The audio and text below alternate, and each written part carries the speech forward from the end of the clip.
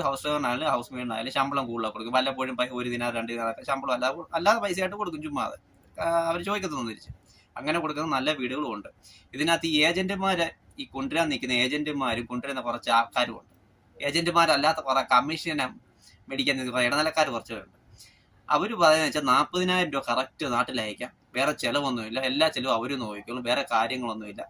എല്ലാം കഴിഞ്ഞ് 40,000 രൂപ കറക്റ്റ് നാട്ടിൽ അയക്കാൻ പറ്റും. വെറുതെയാണ്. അങ്ങനെ 40,000 രൂപയൊന്നും കറക്റ്റ് അയക്കാൻ പറ്റത്തില്ല. 120 ദിനാറിനകത്ത് ആണുങ്ങളാണെന്നുണ്ടെങ്കിൽ തലമുടി വെട്ടി ദാടിയൊക്കെ ഷേവ് ചെയ്ത് എല്ലാം ഒന്ന് കഴിഞ്ഞ് വരുമ്പോഴത്തേക്കും ഫോൺ റീചാർജ് ചെയ്യണം. എങ്ങനെയായാലും 10 ദിനാറും എല്ലാം കൂടെ 10 ദിനാറും പിന്നെ സോപ്പ്, ജീപ്പ്, എണ്ണ അങ്ങനെയുള്ള കുറച്ച് ക്രീമൊക്കെ മേടിക്കണമല്ലോ. എങ്ങനെയാലും 20 ദിനാർ നമ്മുടെ കൈ കാണും. അതിനകത്ത് നമുക്ക് പെണ്ണുങ്ങൾക്ക് അതുപോലെ ആവശ്യങ്ങൾ കാണുമേ, എന്തെങ്കിലുമൊക്കെ ആവശ്യങ്ങൾ കാണും.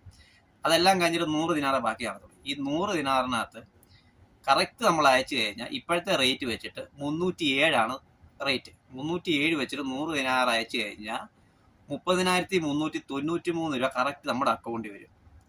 ഈ 120 ദിനാർ അയച്ചാൽ പോലും 40,000 രൂപ നമുക്ക് അയക്കാൻ പറ്റത്തില്ല. ഈ ഏജന്റുമാർ പറയുന്ന കൂട്ടി ചുമ്മാ പറയുന്നതാണ്. അയക്കാൻ പറ്റത്തില്ല. കറക്റ്റ് 30,393 രൂപ കറക്റ്റ് നമുക്ക് നാട്ടിൽ അയക്കാൻ പറ്റത്തുള്ളൂ. അതിൻ്റെ ചിലവുകളും കാര്യങ്ങളും ഉണ്ട്, ഇല്ലെന്നല്ല, ചിലവുകളും കാര്യങ്ങളും ഉണ്ട്. വെറുതെ ആൾക്കാരെ പറ്റിക്കുന്ന ഇങ്ങനെ പറഞ്ഞ്.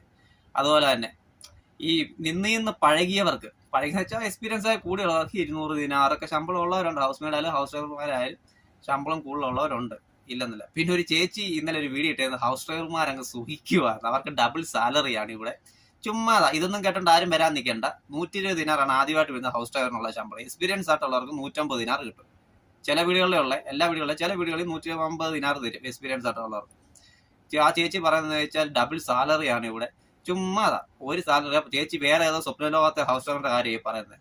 ഇവിടെ ഡബിൾ സാലറി ഒന്നുമില്ല. കറക്റ്റ് 120 ദിനാറാണ് ബേസിക് പറഞ്ഞത്. പിന്നെ 120 ദിനാറിനകത്ത് 90-നും 100-നും 80-നും വന്ന് ഓടുന്ന UP-ക്കാരും ശ്രീലങ്കക്കാരും തമിഴന്മാരും ആന്ധ്രാക്കാരും ഉണ്ട്.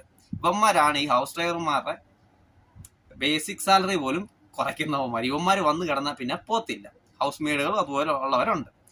ഇവന്മാരെ കാരണം ബാക്കി വരുന്നവർക്ക് ശമ്പളം കിട്ടത്തില്ല. അതാണ് ഇതിനകത്തെ മെയിൻ പ്രശ്നം എന്ന് പറഞ്ഞത്. ഇവന്മാരാണ് ഈ ശമ്പളം മൊത്തം കുറയ്ക്കുന്നത്. പിന്നെ ആ ഹൗസ് ഡ്രൈവർമാർ സുഖിക്കുക എന്ന് പറഞ്ഞ ചേച്ചി അറിഞ്ഞുകൊണ്ടൊന്നുമില്ല കാര്യങ്ങൾ. പിന്നെ വണ്ടികളൊക്കെ ഓടിക്കുക, പുതിയ ലക്ഷറി വണ്ടികളെല്ലാം ഓടിക്കുക. ചേച്ചി അതിനകത്ത് പറഞ്ഞിട്ടില്ല, സൂട്ടും കോട്ടും ഒക്കെ ഇട്ടാണ് നടക്കുന്നത്.